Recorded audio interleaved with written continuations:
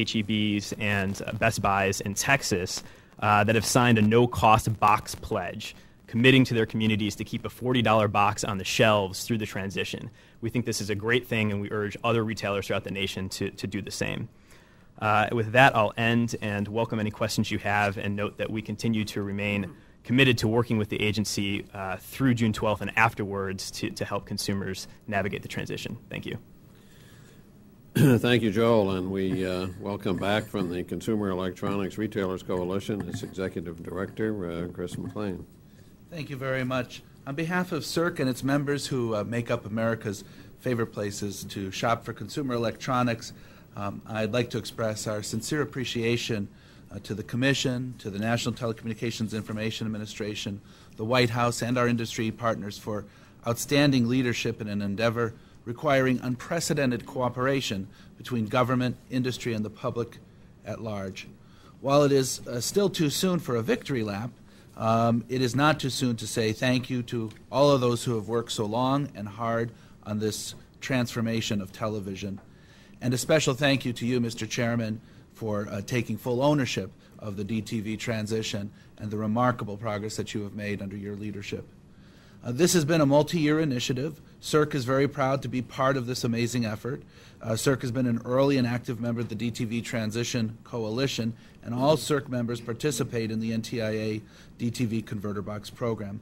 Our members have also enjoyed an excellent working relationship with the FCC and its staff and commissioners on a host of community outreach events all across our country. Now, like a marathon, Wilmington, Western Nebraska, Hawaii were among the first to complete the race. And in February, a large batch of stations and communities recorded personal bests as they entered into the digital future. And now in the coming days, we'll bring the largest mass of contestants across the finish line. But as in any race, there will be a few stragglers who may take a little extra time to complete the task. And for those who feel like giving up, they just need to ask for help, and they'll make it too. During our last gathering, I was pressed by the chairman about converter box supply. And prior to today's hearing, CERC's counsel, Robert Schwartz, under the protection of attorney-client privilege, polled our membership and provided me with a report of our members' general readiness for the waning days of analog television. From a retail perspective, I have some serious news to report. Some of our members are concerned about converter box supply. They're concerned that they have too many boxes on hand. So we're welcome visitors into our stores. Our shelves are stocked. Buy one for grandma. We're ready and willing and able to serve you. So our supply concerns are fortunately on the plus side. And I am pleased to report that our members feel generally prepared for the final days of analog and the dawn of digital television. Now, for consumers, please do not interpret my general optimism to mean that you should wait till the last minute to make the digital transition. What lies ahead truly is uncharted territory. While I observe no evidence of shortage, it is possible that on any given day and at any given store, the product you want may be out of stock. Just like the 9 shopping days before Christmas, the most popular items will move off of our shelves. And we also know the day after Christmas is an explosion of activity, and we're ready for that.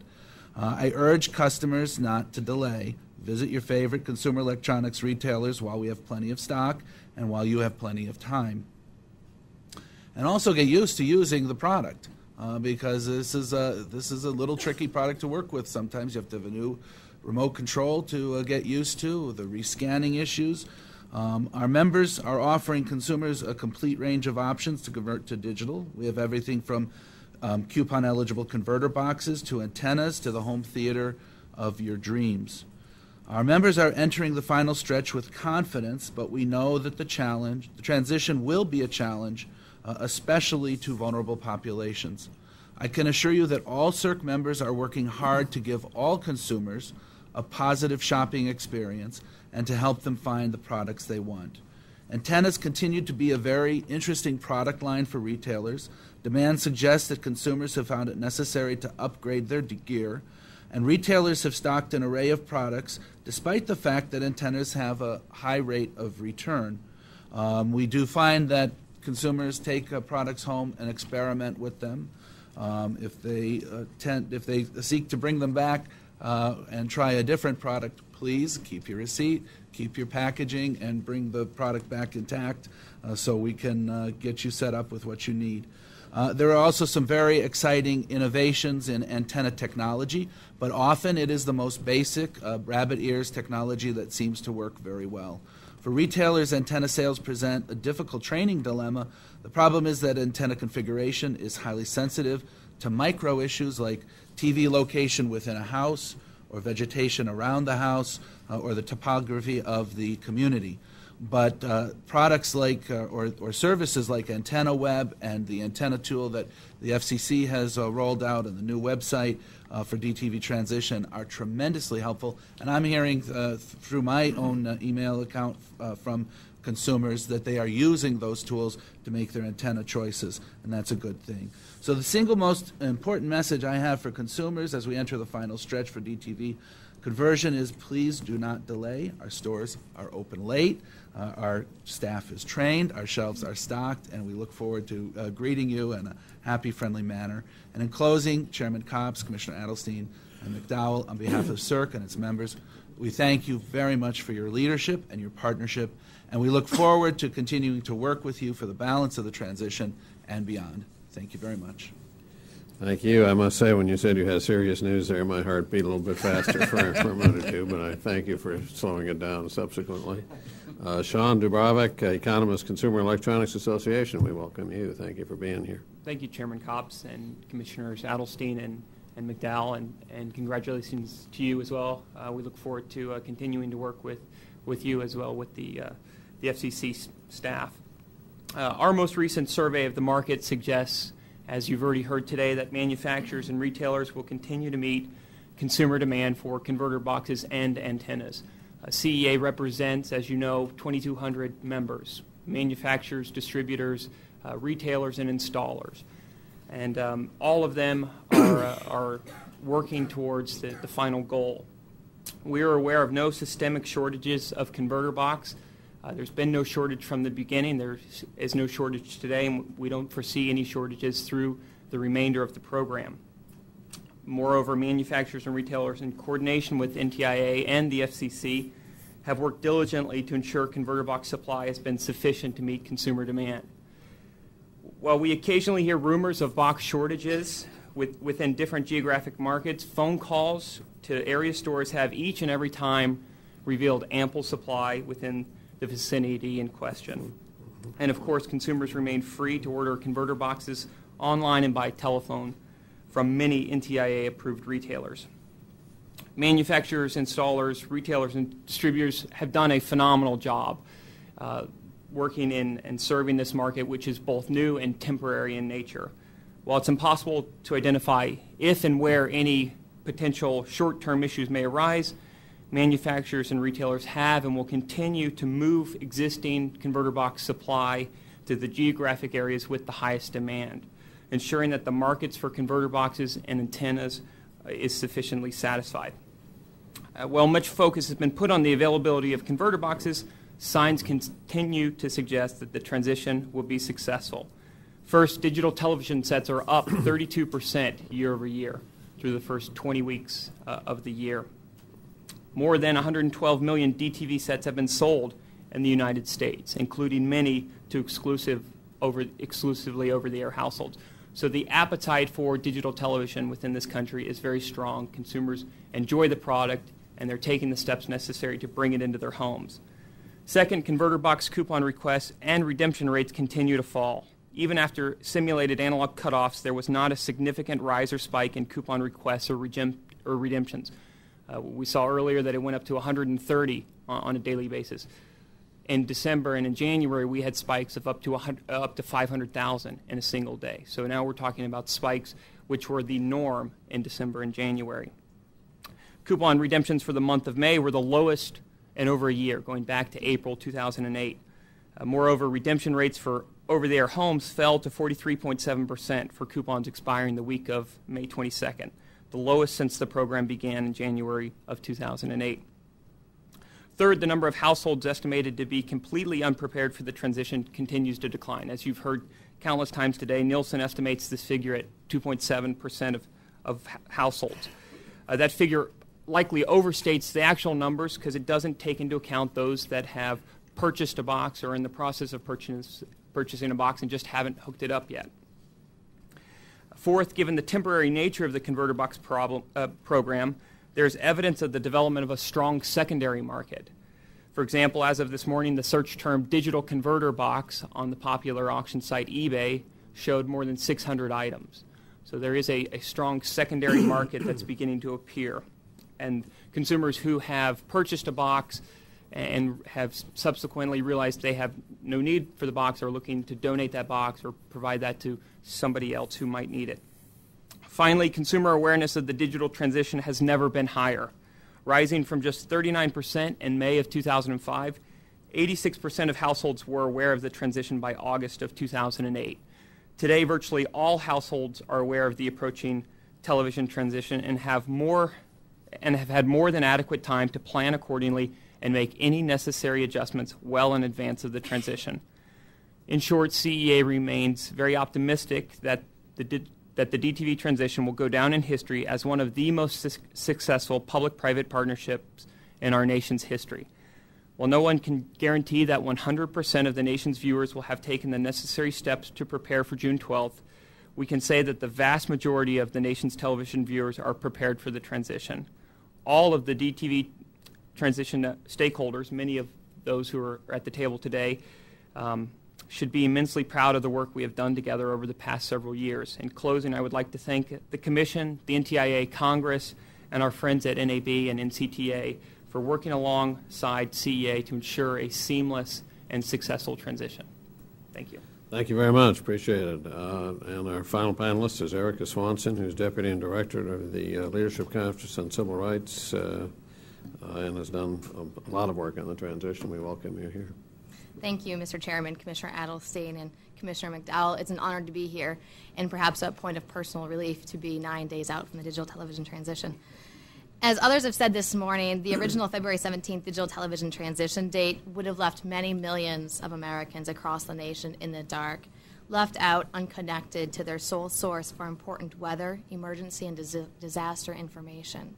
But fortunately, Congress extended that deadline to June 12th, providing 4 additional critical months to improve and fund the coupon program, clear the coupon waiting list, provide support to local organizations that offer community assistance, and significantly raise public awareness and clear consumer confusion. Now that June 12th is upon us, we can safely say that the situation is much better than it would have been in mid-February. But while June 12th marks the national DTV deadline, it neither marks the end of the transition nor the end of our work. That's because despite our best efforts and despite the best efforts of thousands of organizers on the ground around the country, when full power analog signals are turned off, hundreds of thousands of households will likely be left behind. While these people may represent a small percentage of the overall population, they are our nation's most vulnerable members. That's why the Leadership Conference on Civil Rights, which is a coalition of 200 civil and human rights organizations, has partnered with national and local organizations to reach and to assist those who are most vulnerable. As Dr. McGuire-Rivera reported earlier today, with the support of the NTIA, LCCREF has coordinated a comprehensive on-the-ground campaign in 7 cities. And yes, that includes a robust coupon exchange program, both in those 7 cities and nationally. Our campaign has been met with tremendous success and tremendous response, surpassing our initial benchmarks, our goals, and reaching far beyond our target audiences. Since mid-November, our local partners have conducted more than 2,500 DTV events. They've conducted that many trainings, and they've provided direct assistance to some 150,000 people in need. They've been the real heroes in this fight. In recent weeks, we've stepped up our work. We've taken it into the places where large numbers of people in need gather. That's churches and houses of worship, community and senior centers, sporting events, festivals, libraries, schools, and markets. To give you just one example of what this work looks like, we've brought a short video from our partners in the Twin Cities. I'll refer to the video. The Midtown Global Market is seen as this new development on Lake Street in Minneapolis, which is sort of the heart of Minneapolis. We wanted to push a no-cost box, meaning we wanted to find a local retailer that was willing to provide a converter box for $40, so that folks that couldn't afford to pay more than that could only use their coupon and still be able to get a converter box. And so we knew on a Friday afternoon we'd get a really good crowd. And then the idea was really to set up an environment where people could do kind of the apply, buy, try model. They could apply for the coupons if they didn't have them. They could actually buy a box, but more importantly, a no-cost box. And then they could try or learn how to connect a converter box to the TV. I applied for the coupon in September. Then when I went to go use it, my coupon was expired. So when I came down, heard about it on TV this morning. I am retired and money is a little short now, so this helps. I talked to a lot of folks who were just like, you really took time to reach out to us. You had an event in a place where we felt comfortable. There was one woman who'd taken 3 buses to get here, but she was like, nobody else does things that are bus accessible. I know from talking to some of our other colleagues here that people really appreciated having the different languages, feeling like they could find someone who spoke Lao or Hmong or Somali or Spanish. You know, there is a good and appropriate way to do work that's culturally competent, and people realize that. So day in and day out, we find that this kind of hands-on assistance, help that is local, help that is language specific, help that is culturally appropriate, is invaluable in reaching those who are the hardest to reach. Yet we know that over-the-air viewers struggle with numerous challenges that include securing converter box coupons, especially if they live at an address that isn't recognized by the coupon system, challenges installing converter boxes, dealing with weak or obstructed signals, navigating the antenna needs, and scanning and rescanning for digital signals. These are challenges that are unlikely to disappear without continued assistance, particularly in the days and weeks following the June 12th deadline. Of course, help is currently available, but it will probably need to be strengthened and extended to provide post-transition search and rescue functions. The National Call Center will continue to be a useful resource, but it alone isn't enough. Given the array of technical challenges and cultural barriers, people also need to be offered the option of local assistance resources.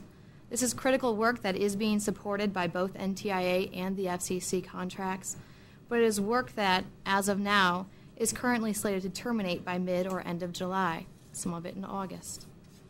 So what will happen next Friday? And most importantly, what will happen in the days and weeks that follows? Well, as many of us have said, we don't necessarily know. There are many, many unknowns because there are a number of changes that are going to take place after the transition. Changes that will impact the reception of digital signals, changes that will impact who is affected by the transition. Some broadcasters are setting up additional translators and transmitters to boost the reach of their signals. Others will be shifting the location on the broadcast tower. So we don't yet know what the full reach of these broadcasters will be or when they'll reach it. There's also the real-world impact of interference, as Mr. Donovan discussed, the full extent of which we won't know until all broadcasters are operating at full strength. And we don't yet know what seasonal weather changes will mean. What will happen, for example, the first time Detroit experiences a major snowstorm, or when Atlanta experiences a severe thunderstorm. In addition, many low-power community broadcasters have not made the transition and may not anytime soon.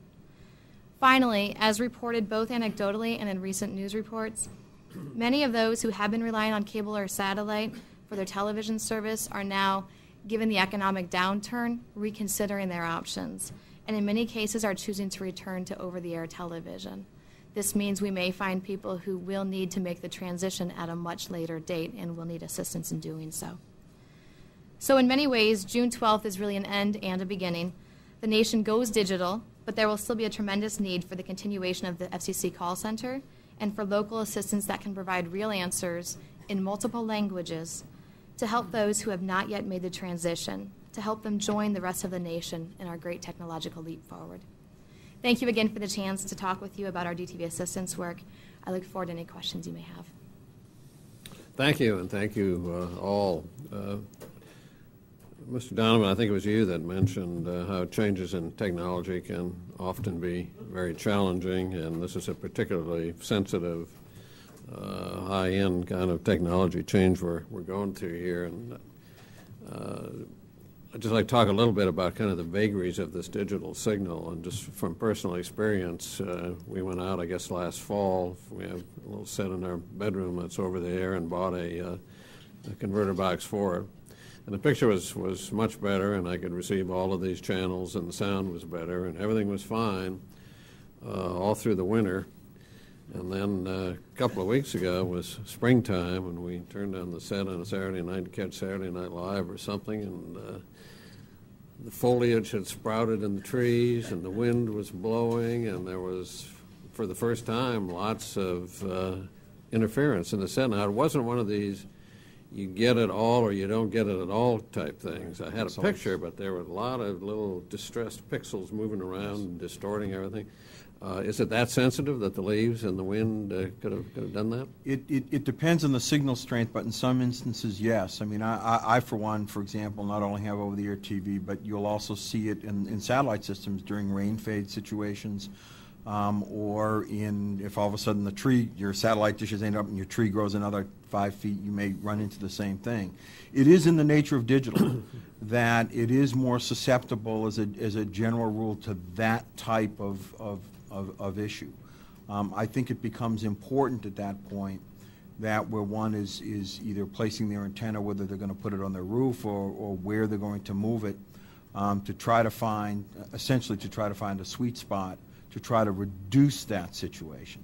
But it is a phenomenon that occurs with digital. And I think where it becomes particularly acute, of course, is sometimes indoors. If you put it in a highly trafficked area, you may run into a similar situation. We have found, and again, we are learning with this new technology, and there are bugs that need to be worked out, and we're in a problem-solving mode. What we've found, for example, is things such as ambient noise, low impulse noise, the classic power grid problem, that it just takes a very little of interference coming in from other sources in particular that raise issues here. So I think we have to be cautious moving forward, and I think there are things that we're going to need to learn.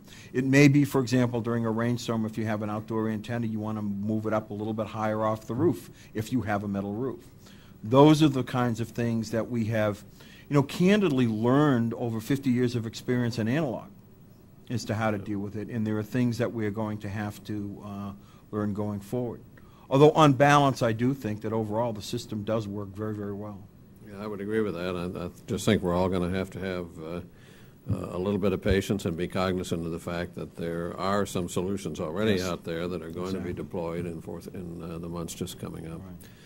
Right. Jane Mago, let me first of all just refer to the conversation of the previous panel on the analog nightlight, and I know your organization, National Association of Broadcasters, has already worked to encourage this, but any other effort in these final days that you can, and leadership that you can exert from Washington to encourage stations to take part in that so we get all these markets covered with at least one would be a great public service. Let me just ask you what you can tell us about what kind of on-the-scene local help is going to be available in most stations around the country in terms of call center operations or ability to give technical advice and things like that and to respond to the needs of consumers. Well, first of all, with regard to the nightlight, yes, I will commit that we will be redoubling the efforts, working again with David and with our partners in the state broadcast associations to try to continue to encourage nightlight participation. And in fact, we have been working with the state broadcaster associations. I think we've all told you about our weekly calls where we have a checklist of the activities that stations should be engaging in for this last push, and that includes such things as making sure that you're participating in all the walk-in center activity in your area. You have calls set up, that you have reminded all of your viewers of the time of day when you are going to be doing your changes. The stations are working together in each of the markets to make sure that they have a very comprehensive approach to dealing with those local calls that they anticipate that are going to come. We are also relying on the FCC's call center to handle a number of the generic type of calls, though on the local level, the stations have set up call banks and are ready with the engineers that are available, and they've been working with the community groups to get folks into the homes to get the sets set up and make sure that everybody's ready. Thank you. Commissioner Adelstein. Well, just to follow up on the chairman's discussion of analog nightlight, I sure appreciate your commitment to trying to do everything you can. David, you mentioned that still 5 of the 47 hotspot markets aren't covered. I'm kind of wondering what you think the resistance is. I mean, for those markets that don't have a technical problem, as Eloise said, there's only a handful that technically can't do it. What is it that we can do to inspire those last ones, and what do you think the resistance is? And let me address that, because Eloise is right that there were only 2 markets that for interference reasons and for other reasons couldn't do it. But there are, as we go through this list, for example, in Joplin, there are maybe 1 or 2 stations that could do that, but the stations have turned off their analog already on February 17th, so it literally is off. Mm-hmm. And so the question is, how do you get that back on? And then, frankly, in some of these instances, the equipment's been sold. So, or frankly, was held together with Mighty Putty for the last month or 2, just to nurse it along. So, in other instances, I've gotten situations where because you have a common tower, commitments have already been made to take down, that analog antenna.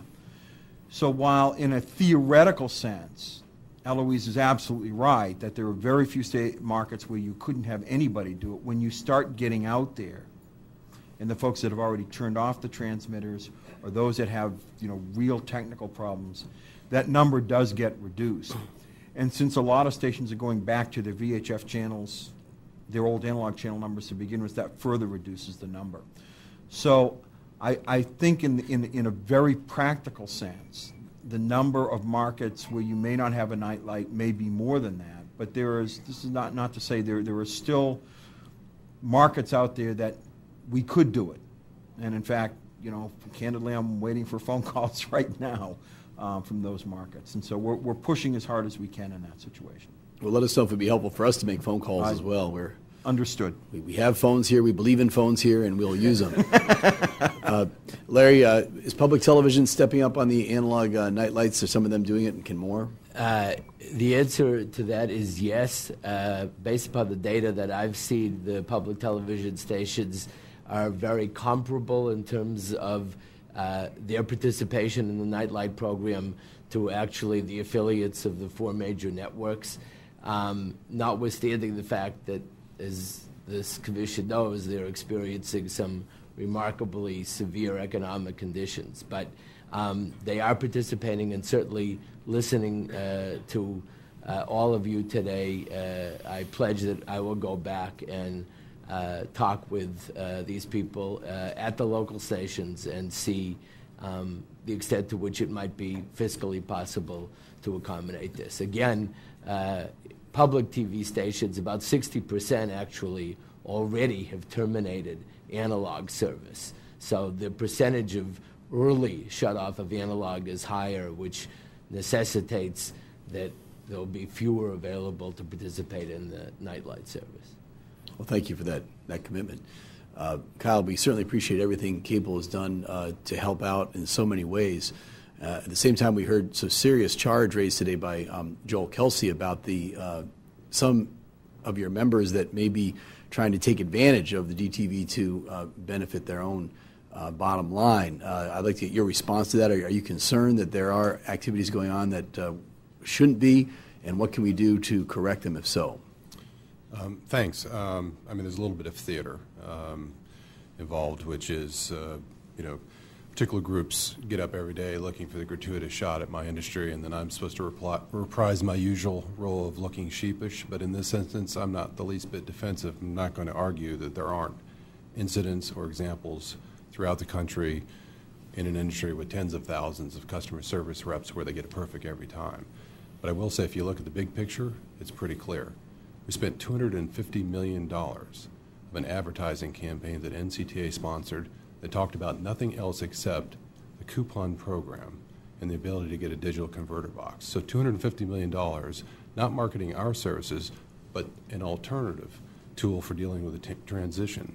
We paid millions of dollars to help with a call center, which again was a completely neutral script that laid out all the options. And as I mentioned in my testimony, with your encouragement and the encouragement of members of Congress, all of our operators are actually promoting and marketing a very low cost and in some cases free broadcast basic service. And I don't know about the specific example he raised, but in D.C., for all of us who live here, we've been watching print and television ads promoting free broadcast basic if you buy another service, or a very low cost alternative if it's solo. So big picture, I feel like we've stepped up far and beyond the call of duty, but there may be instances, and if somebody wants to bring them to my attention, I'm happy to address them. Our posture throughout this has been that this is a public service, even though it's the broadcaster's transition, we're in it together and we want to help.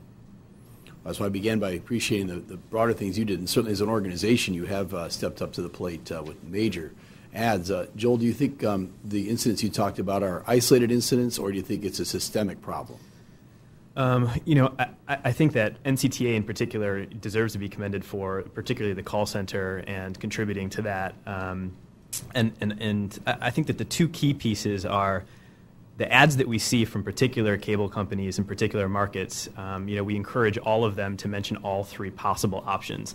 Not only can you subscribe to cable, but also you could buy a new TV. Also, you could take advantage of the coupon program and get a box. And a lot of the ads that we're seeing recently have been just kind of highlighting either a low-cost cable subscription, but then that message isn't necessarily getting through to those call reps. So consumers are calling up and they're not hearing that low-cost option available to them, and instead they're being sold a higher service, a higher cost service that jumps up after the second month.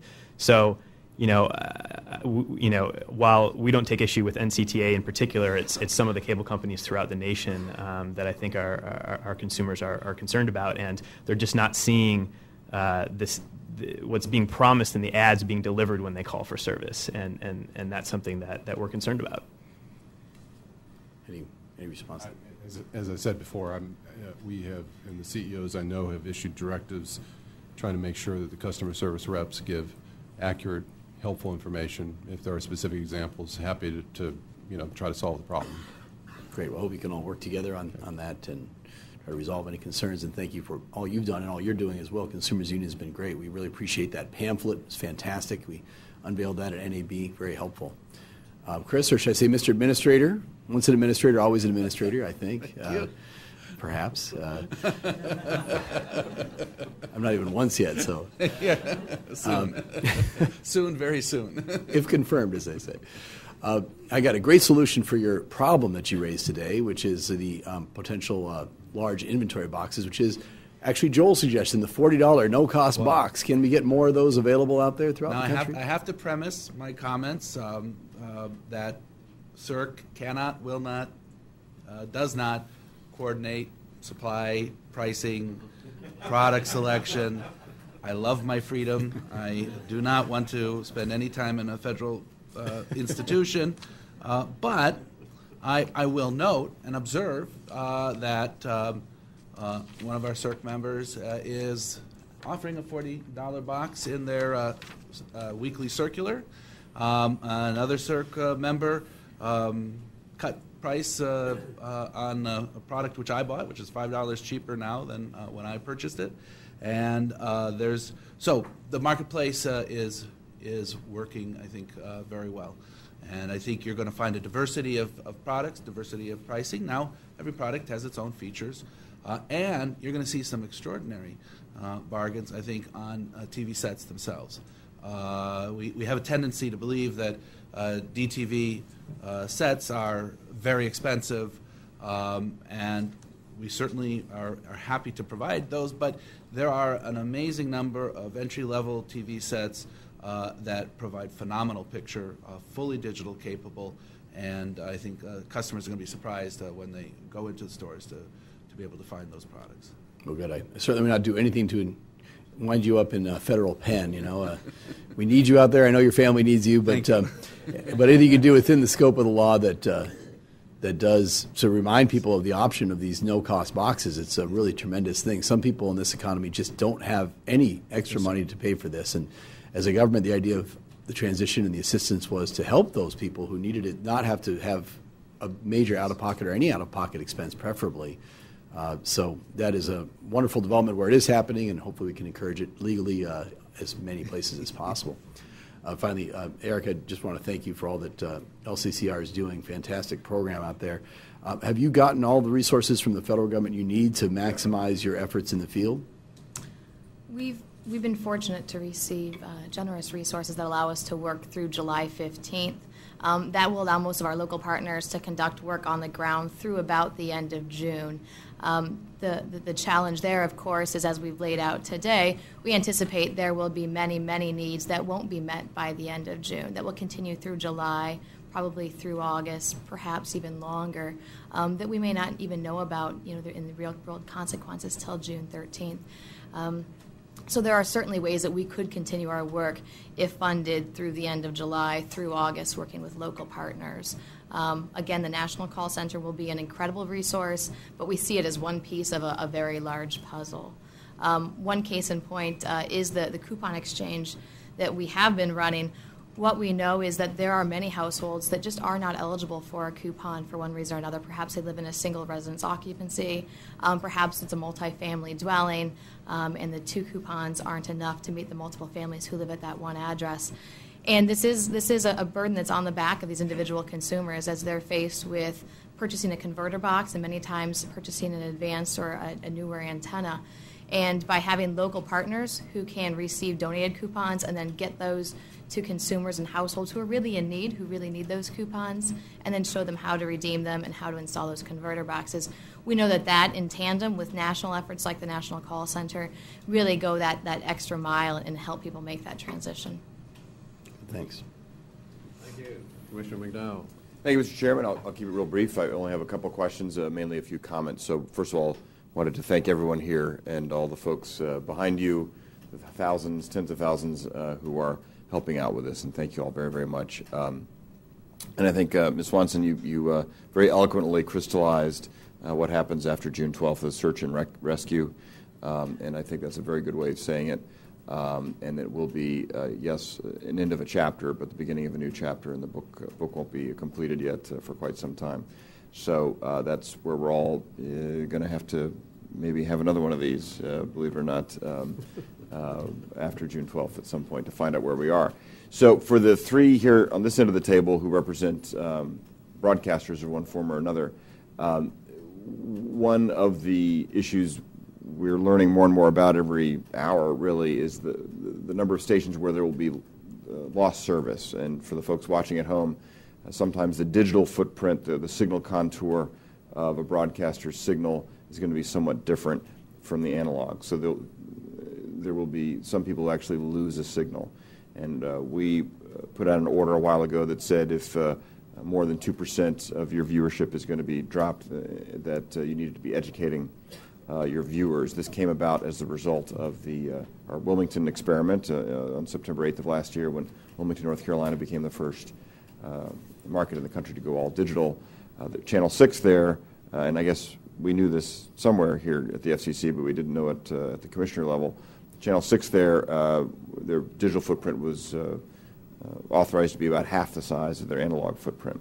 And they had been actually bleeding over into a different market area for a while. And consumers weren't aware of that. I wasn't aware of that.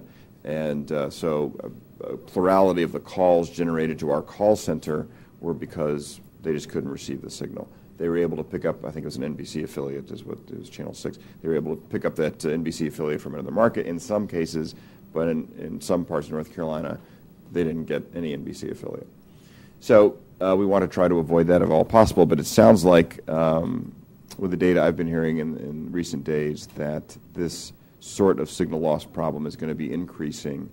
Can we just kind of go down the line? Jane's pointing to Dave. Start with Dave. Okay. In a historical context, for nearly a decade, the Commission's allocation structure as it applied to digital was to look at populations served. in terms of does your digital serve the same number of people. What it really never focused on is are they the same people? And so what you end up having in a lot of instances, in fact in most instances, an actual increase in the number of people being served with digital, but it doesn't address the issue, as you saw in Wilmington, that you actually have people who formerly had analog that may not get an analog in the digital world. The one piece I would add to that is because if you begin to really look at the maps that are involved, and this certainly isn't universal, but a lot of it involves, particularly in the East Coast, where the service is being lost. What comes to mind immediately is a New Hampshire public television station that had significant amount of viewing in Massachusetts, in fact, south of Boston, near the South Shore. When they reconfigured for digital, they expanded their service area to cover more of the western part of the state of New Hampshire, but lost Massachusetts viewers. Now, in the abstract, that's greater than a 2% loss, and so it causes concern. But the question I think we have to sort of overlay or put a template over that is where are the viewers that are being lost? So I just, not that that's an answer for every single situation, it certainly isn't, but it's something to at least look at. Long term, things like the translators fill-in service, the DTS, and those other kinds of issues, the thing, or increases in power, are issues that we have to look at. When you look at overall increases in power, you do get in a situation to a rob Peter and pay Paul. I may be able to put out my coverage area, but I'm now causing interference further down the road. So I don't know whether there's any one silver bullet to resolve all those problems, and there are sort of economic consequences if you're trying to do a sort of a DTS system that just simply rings around the outer edge of your service area. But I do think that there are things, once we get over the June 12th hump of making sure that most people clearly are able to get service, those are things that we have to look at and develop policies for. I think it's for people who are observing right now, folks in the press, right. Folks, consumer liaisons, out in the communities, to understand this, that people can get a converter box, telephone. Right. People can get a converter box. People can get the right antenna, but if there's no signal, they're going to be dropped. And they can do everything they're supposed to do. Everyone's doing everything they're supposed to do in this whole equation, but some consumers are just not going to get broadcasting. And hopefully here at the Commission, we'll work very quickly to try to address that when we can. But as you pointed out, it's a tough situation in that not everyone will be made happy or made whole. Understood. I do want to emphasize, though, is that the signal loss that we're talking about here, you're dealing in many instances with the outer edge, what has historically been the outer edge of the station's protected contour, i.e., in the parlance, beyond the traditional, in between where the grade B, the analog grade B is, and where your service area is. So you're at the outer edges of the service areas to begin with. I'm not dismissing the importance of those viewers. I think they're exceedingly important. But for folks downtown that live where the majority of the population lives, with rare exceptions, and I think Wilmington was one of them, hopefully I don't expect this to be a huge, huge problem in the areas where most of the population lives. That 2% loss is largely going to be at the outer edges of the contour. And folks should also keep in mind, this isn't all negative, that the vast majority of viewers are actually be gaining a signal or certainly gaining channels, new channels, Absolutely. And it'll be a much better experience. But we will be hearing from those 2% of the viewers, who might be left out. Right. As I said, this is we're in the problem-solving mode now, but for the most part, this system is going to provide better service to more people, and that will start on June 12th. But I think here at the FCC, what we'll need to be doing is to prepare for as quick action as possible to see where we can fill in the holes and make people whole. Understood. WHOLE as possible. Just to emphasize yes. on that point, I do want to emphasize that I think we have to work together to try to fill those holes. This is an evolving process, as David said and as you've said, that looking for solutions that may be a little bit longer term but will provide service to people is one of the priorities that broadcasters have, and I think that we look forward to being able to do that together. And just to add based upon the experience of public television, I think the most acute potential problem area here is in largely rural states, particularly with mountainous terrain. I can report already that the rules that the Commission has promulgated with regard to translators and replacement gaps have actually enabled Idaho Public Television to line up funding to do 6 translators already, which was not available prior to the rules. So I think, again, working with you and also in the case of public television, working with the Congress, where they have the PTFP program, which would provide explicitly funding for these kind of translators if the program is restored. That's the kind of thing that we can all work collaboratively on to help it mitigate this kind of problem. And people are ready to begin construction. And you also raise the specter of the translator and LPTV issue that we'll have to address that Ms. Swanson spoke of. But we'll just do one transition at a time this month and get to that one when we have to. Just real quick, Mr. Kelsey, I remember earlier a couple months ago, I think it was Consumers Union's sort of message to consumers that they should get a coupon before getting a box rather than they could get a coupon if they needed it. Is that still your message, and have you changed that message, especially also given the timing of everything? Yeah, we think consumers should make their own decision ultimately, and we've tried to make that our consistent message. Absolutely, they should take advantage of the coupon program, especially now that it has additional funding and that it's done a great job in clearing the waiting list and cutting down the wait time from an average 21 days to 9 days. And other modest adjustments that we've been calling for a long time. So we think it's a new coupon program in many ways that is much more responsive to consumer needs. That said, if that wait is just too long for them to go without television, then if they have the ability, they should go out and buy a box. And just one point to add onto a lot of the conversation here is, in many ways, this transition is most expensive for rural consumers. Not only do they have to pay more to get out to the retailer when they do, oftentimes the lower end, less expensive boxes and antenna aren't available to them. So all of the conversation that we have around making sure that they get the kind of information that they need about signal strength in their area, if it is going to be a problem, if they are going to lose a station, things like that I think are very important so that they don't spend any unneeded money when they're navigating the transition. I think it's important to point out, and although Dr. McGuire-Rivera didn't say that this was going to happen, that NTIA does have the authority to cut back coupons to make them available only to those who are over-the-air only households, and if that's needed to conserve money in order to fund our phone banks, I would hope that be the case, because maybe that should have been part of it all along. But anyway, yes, Mr. Donovan. I would add that one of the issues out there, because you are talking about reception outside a protected contour, is the ability to receive particularly small cable systems whose head ends are outside that, and you're in an area where reception is difficult already, but the Commission, candidly, in other proceedings, is contemplating putting other transmitting devices in what, frankly, constitute the white spaces.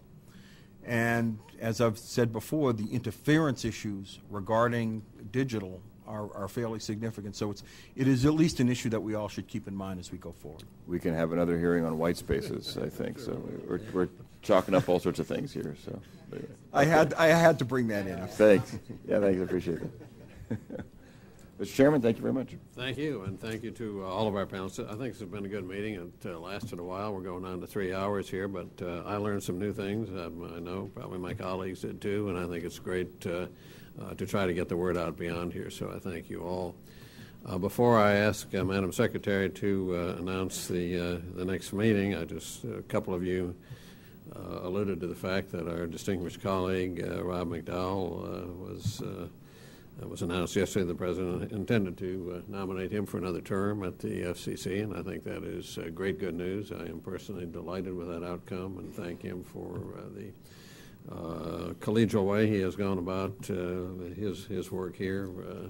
It's either you or Jonathan came up with the term "three amigos," I think. So And certainly that's been true with regard to DTV and with regard to many other issues too. So we thank you for that. And speaking of the next meeting, personally, I hope it's cast characters in July, but there's some indication that maybe it'll be different next time, and depending upon the wishes of the Senate and our friend Jonathan Adelstein, this is not the time for a formal farewell, but if that indeed happens and he is taken from us before July, I just wanted to publicly thank him, and we'll do so more fulsome later on. He's just been a tremendously wonderful colleague. We've fought many battles together. I hope we'll continue to fight battles together wherever we are located in the future, but it has been great working with you, and as I say personally, I still hope you're here next month, but you might not share that wish. Do you have any announcements, either one? I would just echo the thank you for that kind comment, and echo the congratulations to our colleague Rob McDowell, who was a real class act. Couldn't happen to a nicer guy, as they say. You know, sometimes bad things happen to good people, and sometimes good things happen to bad people. This time a good thing happened to a good person. And that's what I hear all over town, that people are thrilled to hear the news. I certainly personally feel that way, that Rob's become not only a colleague but a friend, and I think I really respect him so much because we really do share basic philosophy about this place, even if not political persuasion. I don't want to get you in any trouble.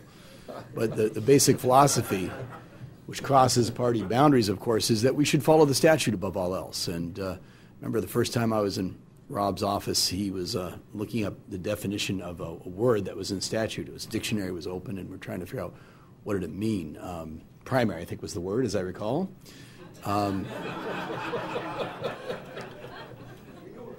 There's a lot of definitions. You know, that's for another hearing when I'm long gone, please. And I think the rest of the philosophy is, that politics doesn't belong here at the FCC, that we're the expert agency, and we're going to do what's right by the law, by the facts. The details matter. We need to understand them before making decisions. That fairness is the yardstick by which we are measured, and that we need to listen to all sides and ultimately make a decision on the merits. And it can't hurt to tell a joke or two along the way, which I share this in philosophy. And as the chairman has said, this may be my last meeting up to the Senate. In some ways, I certainly hope so. Other ways, I will miss this place dearly. I counted this morning quickly 79 meetings I've been at here on this dais. And as Rob begins a stretch that may, outlast mine, it's a good reminder that these seats don't belong to any one person. They are a privilege to sit in them for a special period of time.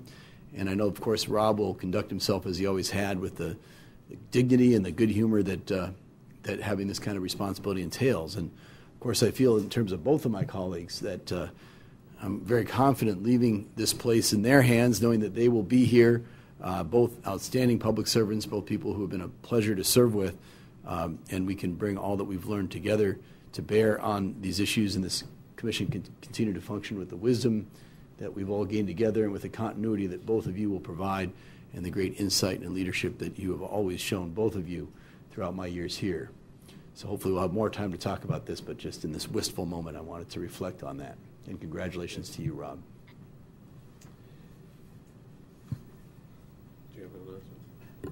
We have a couple of law clerks. But first of all, thank you very much for your kind remarks. I am still in denial that Commissioner Adelstein is leaving the commission, so I have not prepared my eulogy for you yet. But it will, I'm sure, involve something having to do with the recording industry. Maybe we can get, I don't know, Bruce Springsteen, we were talking about that, or somebody to come in and sing a song. But it has been, I'm going to assume this is not your meeting, your last meeting. So, but in any case, it has been terrific serving with you, and I will elaborate further when the time comes, because you never know. I don't want to get ahead of myself or yourself. But it's bad luck, I'm a superstitious guy of Celtic descent, so.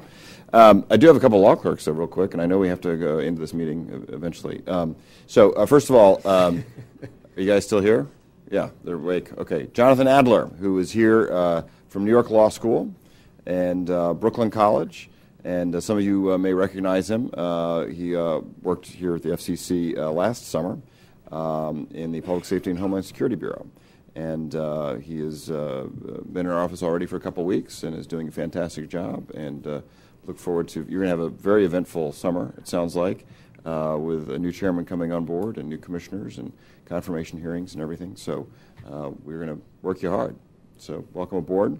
And he's being joined by Robert Samuel, who's at Wake Forest School of Law in Winston-Salem, North Carolina. He also has a master's from London School of Economics and a BA from another school in North Carolina called Duke University that I'm somewhat familiar with. Hope that doesn't cause you to break out in hives there, Mr. Chairman, being a North Carolina grad. I think it's time to adjourn. But wait a minute. But he has a very interesting resume. He's a filmmaker, among other things, having directed 3 short films at Duke, Shanghai Moon, Revenge of the Nerd, which sounds like you've got a intellectual property issue there with that title, and then The Unfortunate Circumstances Surrounding Daylight Savings Time. I would love to see what that's all about. And was also on he was editor-in-chief of Carpe Noctem, Duke's official humor magazine. So if you run into him here at the Commission, make sure he makes you laugh, okay? Just to ask him to make you laugh. So welcome aboard. Madam Secretary, I think it is time to announce the next meeting. The next agenda meeting of the Federal Communications Commission will be Thursday, July 2nd, 2009. Thank you very much. We stand adjourned.